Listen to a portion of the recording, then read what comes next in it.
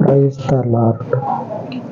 పరిశుద్ధుడు, మహాదేవుడు, మేలు చేయటంలో ముందుండేటువంటి యేసుక్రీస్తు శక్తి కలిగిన నామమున ఈ రోజున ఉపవాస వాక్య ధ్యానం నాకు ప్రతి ఒక్కరికి దేవుని పేరట ప్రైజ్ ద లార్డ్ వందనాలు. ఈరోజు వాక్యంలోనికి మనం వెళ్ళే ముందు ఈ ప్రార్థన, ఈ వాక్యములు మీ జీవితాలకు ఆశీర్వాదకరంగా ఉండి మీరు ఆశీర్వదించబడినట్లయితే మీ కానుకలు దేవుని సన్నిధికి పంపించవచ్చు. ఈ యూట్యూబ్ షార్ట్లోనే గూగుల్ పే నెంబర్ ఉంటుంది. ఇకపోతే ఇంకొక విషయం, మీకున్న ప్రార్థన అవసరతల గురించి కామెంట్లో పెట్టండి. వాట్సాప్ అయినా చేయొచ్చు అదే నెంబర్కి. ఇకపోతే అసలు దేవుడు అంటే తెలియనటువంటి రోజుల నుంచి తరచుగా దేవుని వాక్యము, ఒక వాక్యం నాకు ఎదురుపడతా ఉండేది. తరచుగా నేను కొన్నిసార్లు సందిగ్ధంలో పడి ఇదేదో అయ్యేటట్టు ఉన్నదని, ప్రార్థన అంటే ఏదో తెలియనటువంటి టైంలో ఎలా ప్రార్థన చేస్తారో కూడా తెలియనటువంటి ఆ వయసులో ప్రార్థన చేసేవాడిని. నువ్వు అటు తిరిగి ఇటు తిరిగి ఏదో చేసేటట్లే ఉన్నావు, నాకు మాట్లాడటానికి రాదు, అసలు నాకు ఈ నీ మార్గానికి అస్సలు కుదరదు, నీ మార్గంలో నోరు తెరిచి మాట్లాడాల. నేను ఒక రాజకీయ నాయకుడిని ముందు పెట్టి ఎన్ని మాట్లాడినా సరే మాట్లాడిమనండి, మాట్లాడిస్తే 1-2 మాటలు కూడా సమాధానం చెప్పలేనటువంటి స్థితి నాది. అంతటి బలహీనమైన స్థితి. కాబట్టి నాకు నీకు అస్సలు కాదు, నన్ను విడిచిపెట్టు అని ప్రార్థన చేసేది నేను. అప్పుడు ఆ ప్రార్థనలోనే నాకు అనిపించేది ఏంటంటే, అసలు అవుతుందా కాదా, ఇలా ప్రార్థన చేస్తా ఉన్నావు, అవుతుందా కాదా అని చెప్పనని అనుకునేది. వీటి తర్వాత అసలు దేవుని వాక్యం ఏమని మీరు అనుకుంటా ఉన్నారు? తరచుగా ఎదురయ్యేటువంటి వాక్యం ఏమిటంటే, నిన్ను అన్యజనులకు వెలుగుగా ఉంచి ఉన్నాను అనే వాక్యము తరచుగా ఎదురుపడేది. ఏదో అటు తిరిగి ఇటు తిరిగి చివరికి ఏమవుతుందేమో అని భయం వచ్చేంతగా ఎదురుపడేది. వచ్చింది. ఆ తర్వాత ఈ ప్రార్థన చేశాను.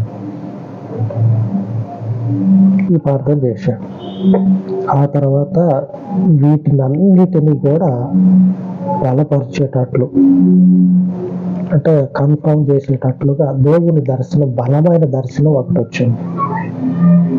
తర్వాత రోజుల్లో ఆ దర్శనం గురించి మీకు చెప్పుకుంటా. కీలకమైనటువంటిది, టర్నింగ్ పాయింట్,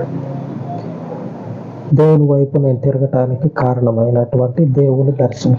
ఆ దర్శనంలో కూడా అన్య జనాంగానికి నేను సాక్ష్యము, క్రీస్తుని గురించి చెప్తా ఉన్నట్లు దర్శనంలో వచ్చింది. అప్పుడు నాకు కన్ఫర్మ్ అయింది, నేను ఎంతగానంగా ఈ లేఖనం చూపించి చెప్తా ఉన్నాడు. తర్వాత దర్శనమే వచ్చింది. అప్పుడు ఏం చేయాలో కాలిపోవాల. ఇక వాటి దారి వాటిది, మన దారి మనదని అట్లాగనే కొనసాగిన నా మార్గంలో. తర్వాత ఆ దర్శనమే నెరవేరింది. తర్వాత ఇదిగో ఇప్పుడు నేను మీ ముందు ఉన్నా. ఆమేన్. మీ ముందు ఉన్నా దేవుని సేవ కోసం. అయితే ఈరోజు వాక్య ధ్యానం ఏమిటంటే, 2వ దినవృత్తాంతాలు 19వ అధ్యాయము 11వ వచనంలో నుంచి ధ్యానించుకుందాం. అందులో ఒక మాట ఉంటుంది, చివరిలో ఉంటుంది. ఆ మాట ఈరోజు మన వాక్య ధ్యానము. ఏమని ఉంటుంది అంటే, మొత్తం చదవట్లా, నేను చివరి మాట మాత్రమే చదువుతా ఉన్నా. మేలు చేయుటకై యెహోవా మీతో కూడా ఉండును. మేలు చేయుటకై యెహోవా మీతో కూడా ఉంటాడు. మరి కీడు చేయడా? మరి దేవుని నమ్ముకున్న వాళ్ళందరూ కూడా ఒకటే మాట అంటారు, దేవుని నమ్ముకుంటే కష్టాలు కన్నీళ్ళే అని. మరి ఇవి ఎవరి ద్వారా కలుగుతా ఉన్నాయి? లేఖనంలో మేలు చేయుటకై ఆయన మనతో ఉంటాడు. మనతో ఉండడంటే మేలు జరుగుతుందని అర్థం. మరి మేలే చేస్తాడో దేవుడు, బాగానే ఉంది. చప్పట్ల కొట్టి దేవుడిని బాగా కనపరచవచ్చు. మరి కీడు చేయడా అంటే నన్ను అడిగితే లేఖనాల్లో చూస్తే చెయ్యడు కీడు అని బల్లలు గుద్ది బల్లలు ఎరగొట్టి మరీ చెప్పొచ్చు. ఆమె క్రైస్తవులంటే బల్లలు ఎరగొట్టి మరీ చెప్పొచ్చు. యేసు ప్రభు ఏం మాత్రం కూడా కీడు చేయడు, మేలు చేస్తాడు. పోయిన నెల ఈ రోజు వరకు, ఈ రోజు నుంచి రేపటి నుంచి మళ్ళీ ఒక నెల, మళ్ళీ ఒక 2-3 నెలలు నేను చెప్పబోయే విషయం గుర్తు చేసుకున్న ప్రతిసారి కూడా దేవుడు మేలే చేస్తాడు, కీడు చేయడు అనేటువంటి విషయము మీకు అర్థమవుతుంది. ఏం విషయం అంటే, కొద్ది రోజుల కిందట నాకు ఒక విషయం వినపడ్డది. అదేంటంటే, మొదట్లో దేవునిలోనికి వచ్చినటువంటి మొదట్లో దేవుడు చెప్పినట్లుగా అన్ని జనాంగానికి దేవుని గురించి చెప్పే పరిస్థితులు వచ్చినప్పుడు విన్నారు. బాగానే ఉంది, జీవితాలు బాగుపడ్డాయి జీవితాలు దేవుని పేరట. బాగుపడిన తర్వాత మనకి ఇంకా అవసరం ఏముంది, బాగుపడడం అయిపోయింది అని తొలగిపోయారు. అలా తొలగిపోయినటువంటి వాళ్ళ జీవితము కొద్ది దినాల కిందట నాకు తెలిసింది ఏంటంటే, ఆ బాగుపడిన కుటుంబాలు మళ్ళీ మొదటికే పోయినాయి అని. ఆమేన్. ఎందుకంటే చెడిపోతే జీవితాలు ఆమేన్ అంటవా పాస్టర్ అన్న అని అంటే, చెడిపోయిన జీవితాలు దేవుని దగ్గరకు వస్తే బాగోని, మరి అక్కడే ఉంటే బాగుపడి ఇంకా కొంచెం బ్రహ్మాండంగా జీవితం అవుతుందిగా. మరి పక్కకు పోవటం ఎందుకు? పక్కకు పోయిన తర్వాత దేవుని విలువ నాకు తెలిసి వచ్చింది, వాళ్ళకి తెలిసి వచ్చింది. కానీ తిరిగి రావటానికి ఏమవుతా ఉన్నదంటే, మనసు పట్ల ముఖం జల్లట్లా. దేవుడు వాళ్ళని నడిపించును గాక, ఆమేన్. ఎందుకంటే క్రీస్తు సువార్తని అన్ని జనాంగానికి దేవుడు చెప్పమని చెప్తా ఉన్నాం. అంతటి ఆలోచనలు నాకు ఉంటాయి, వినే మీకు అందరికీ ఉంటాయి. ఏ ఆలోచనలు అంటే, బాగుపడిన తర్వాత పక్కకు పోదామని. వాళ్ళు ఏదో పైనుంచి ఊడిపడ్డవాళ్ళు కాదు కదా, యేసు ప్రభు లాగా కీడు జరిగినా మేలు జరిగినా దేవుని అట్లాగనే అంటి పెట్టుకొని ఉండాలని మనుష్య రీతిగా ప్రవర్తించారు, తప్పేది లేదు. ఇప్పుడు తెలుసుకున్నారు అంటే, విడిచిపెట్టిపోతే కీడు వస్తుందా అనే విషయం వాళ్ళకి అర్థమైంది. రావచ్చు మళ్ళా. నాకు ఇంకా అర్థమైంది ఏంటంటే, వాళ్ళ జీవితాల్లో ఆ కీడు వచ్చే ముందు మరి సేవకునికి తెలియాలి కదా, తెలియజేసిండు. దర్శనం చూపించి, మాట్లాడి, తలంపించి తెలియజేసిండు. ఆమేన్. Praise the lord. తెలియజేస్తే జరగబోతుందా అనుకున్నా. తర్వాత కొద్ది రోజులు కనపడ్డది. అంతకుముందు ఏం జరిగిందంటే, వాళ్ళ జీవితాల్లో వాళ్ళవి ఏమైతే ఉన్నాయో, వాళ్ళ కుల దేవతలు అని ఉంటాయి కదా, వాటి వెంబడి పోవటం మొదలైంది. వాటి వెంబడి పోయిన తర్వాత వాళ్ళ జీవితాలు క్రమక్రమంగా ఏమవుతా ఉన్నాయంటే, మేలు వైపు కాకుండా కీడు వైపు పోయి తిరిగి మళ్ళీ అదే స్థితికి వచ్చారు. మొదట్లో ఎలాగైతే ఉన్నారో అదే స్థితికి వచ్చారు. నాకు అర్థమైంది ఏంటంటే, లేఖనంలో చెప్పబడినట్లు మేలు చేయుటకై యెహోవా మీతో కూడా ఉంటాడు. నిజంగానే అర్థమైంది. వాళ్ళు అన్ని రోజులు ఉన్నారు, బాగానే ఉంది. వాళ్ళు ఎప్పుడైతే పక్కకు తొలగే పరిస్థితులు వచ్చి, అంటే దేవుణ్ణి కాకుండా ఇంకా వాళ్ళకు ఉండేటువంటివి ఏమైతే ఉన్నాయో అవన్నిటిలో కూడా మునిగి తేలుతా ఉన్నారు. మునిగి తేలుతా ఉన్నప్పుడు దేవుని కాపుదల పక్కకు పోవటం, దేవుడు వాళ్ళని సరే మీ ఇష్టం వచ్చినట్లు వెళ్ళండి అని వాళ్ళని విడిచిపెట్టడం నా కళ్ళతో నేను చూసా. నేను చూసిన తర్వాత వాళ్ళకి జరిగింది నిన్న మొన్న విన్న తర్వాత నాకు అనిపించింది అంటే దేవుడు అప్పుడు దాకా నాకు చెప్పింది మేలు చేస్తా అని చెప్పి అన్నప్పుడు తోడుగా ఉన్నాడు, మేలు జరిగింది. వాళ్ళు ఎంతకీ కూడా వినే మనుషులు కాదు. ఆ పతనానికి కారణం వాళ్ళే, దేవుడు కాదు. దేవుడు అన్ని సందర్భాలు అన్ని రకాలుగా వాళ్ళకి చెప్పి చూసిండు, కానీ పరిస్థితుల ద్వారా అర్థం కాల. వాళ్ళకున్నటువంటి అహంకారము, పొగరు, ఇవి రెండు వాళ్ళ పతనానికి కారణమైపోయినాయి. అహంకారము, పొగరు. ఇంకో విషయం మీకు తెలియాల్సింది ఏంటంటే, దేవుణ్ణి అనుసరించి మేలు పొందుకున్నారు కదా. ఇంకా మీకు ఒక విషయం చెప్పాల్సింది ఏంటంటే, ఎంతగా దేవుని సన్నిధికి వచ్చిన తర్వాత ఒప్పందాలు, తీర్మానాలు చేసుకున్నారంటే, మతమే తీసుకుంటా నేను, దశంభాగం ఇస్తా నేను అని ఒప్పందం పడి బాగుపడిన తర్వాత మన తెలుగు రాష్ట్రాల సరిహద్దుల వరకు, తెలుగు రాష్ట్రాల్లో ఎంత సరిహద్దులు అయితే ఉంటాయో ఆ సరిహద్దుల వరకు వాళ్ళు తిరగనటువంటి దేవుడు లేడు, దేవత లేదు. అన్ని దేవుళ్ళు, అన్ని దేవతలకు తిరిగారు. కానీ ఇక్కడ మతం తీసుకుంటా, అలాగనే దశంభాగం ఇస్తా అని చెప్పానని అన్న దగ్గర రూపాయి బిళ్ళ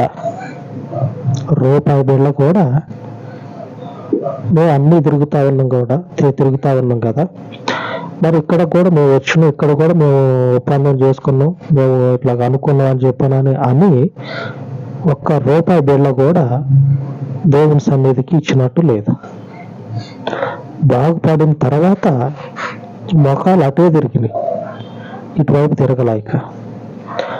ఇక దేవుడు వీళ్ళకు ఉన్నటువంటి ఈ అహంకారానికి, పొగరకు తగ్గట్లుగా పోండి, మీకు అదే ఇష్టం కదా పోండి అని వాళ్ళని అటువైపు విడిచిపెట్టిండు.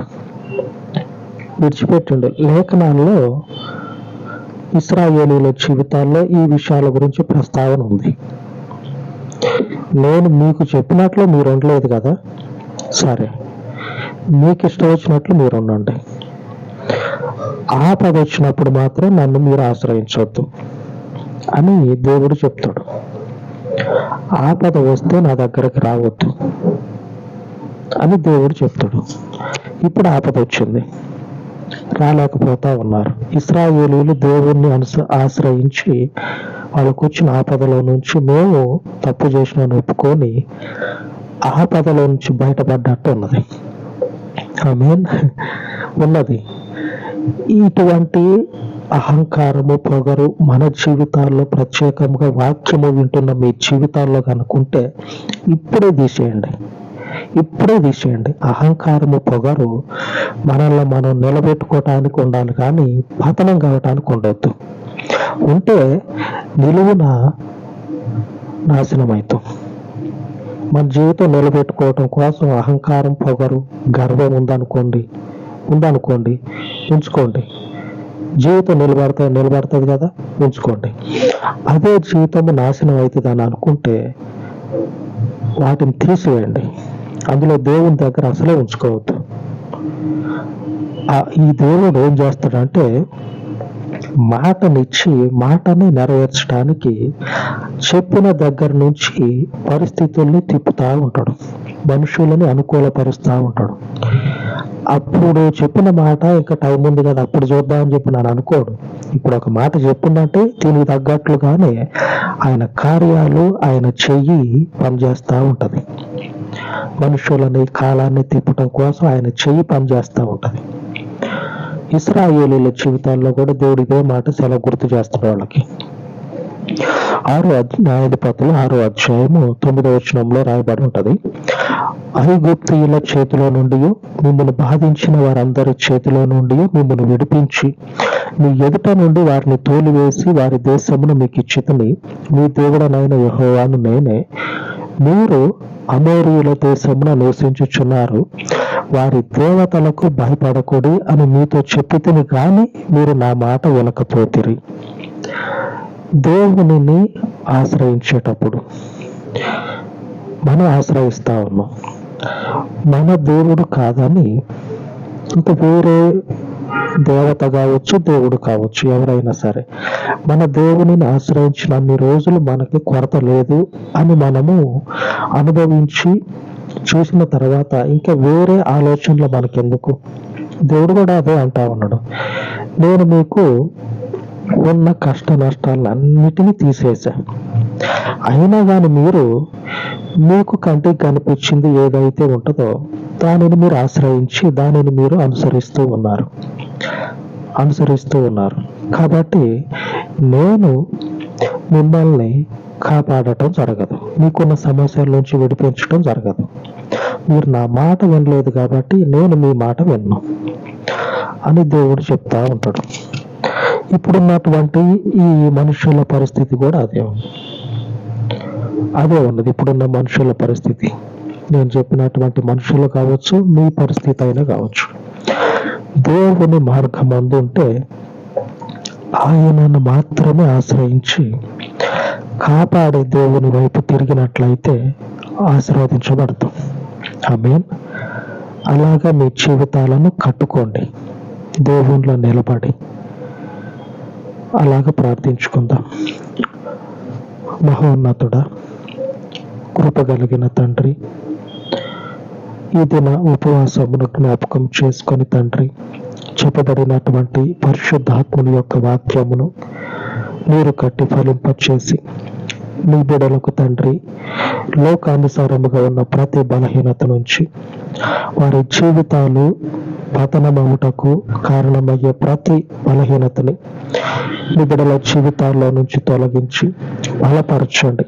అమూల్యమై ఉన్నటువంటి మీ పరలోకపు రక్తము చేత నీ బిడ్డలను బలపరచండి, దర్శించండి, కృప చూపించండి. శాశ్వతమై ఉన్నటువంటి మీ దక్షిణ హస్త బలము చేత ప్రతి గడియలో కూడా మీ దక్షిణ హస్తపు కార్యంలోను నీ బిడ్డలకు కనపరిచి నీ యందు నిల్వబెట్టుకొనమని ఘనమైన మీ నామమునకు ఈ మనవులు ప్రతిష్ఠించి యేసుక్రీస్తు శక్తి కలిగిన నామమున ప్రార్థించి వేడుకొనిచున్నాను తండ్రి. ఆమేన్, ఆమేన్.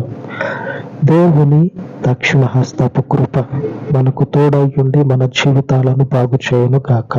ఆమేన్, ఆమేన్.